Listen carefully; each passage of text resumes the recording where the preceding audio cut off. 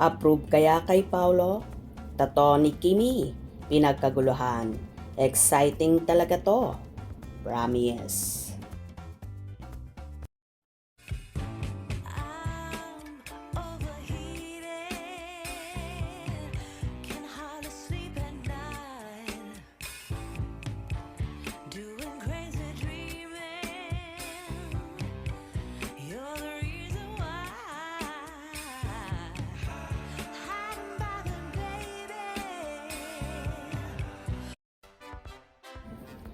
Tila lahat ay nag-aabang na at halos maloka sa inaabangan at atat nang makita ang new series ng undenial at mainit na tandem ngayon ang Kim Pao ni Kim Chiu at Paolo Avellino. Halos araw-araw nga ay nakabang ang kanilang tagahanga sa ganap ng Kim Pao. Isa nga dyan ang naging tattoo ni Kimi na Amor Fali sa kanyang bandang taas ng dibdib na kinuyog ng kanilang followers. Feeling ko po isa siyang dancer na secret agent. Siguro po, yun din po ang naiisip ko, undercover mission. Iwas muna sa toxicity ng ibang fanay ng Kim Pao nang aaway pag nagko-comment ka na hindi ayon sa gusto nilang babasa sa basher. Basher daw ako ng Kim Pao. I am just being honest. Solid Kimis ako.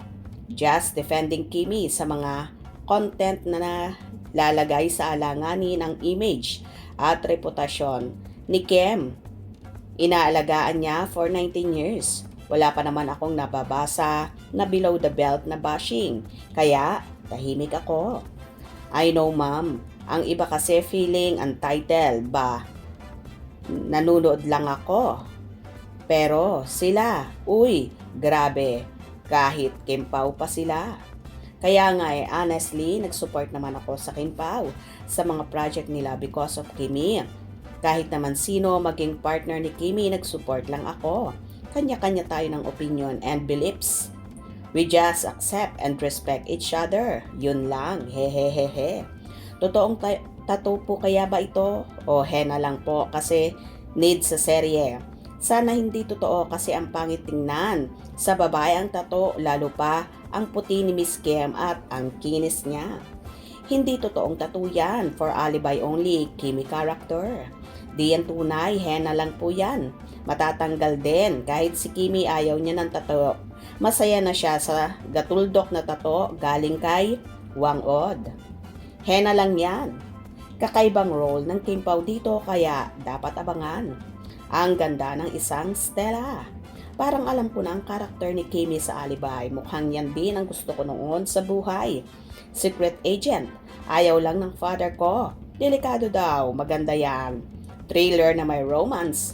Ang ganda ng tattoo niya, dai.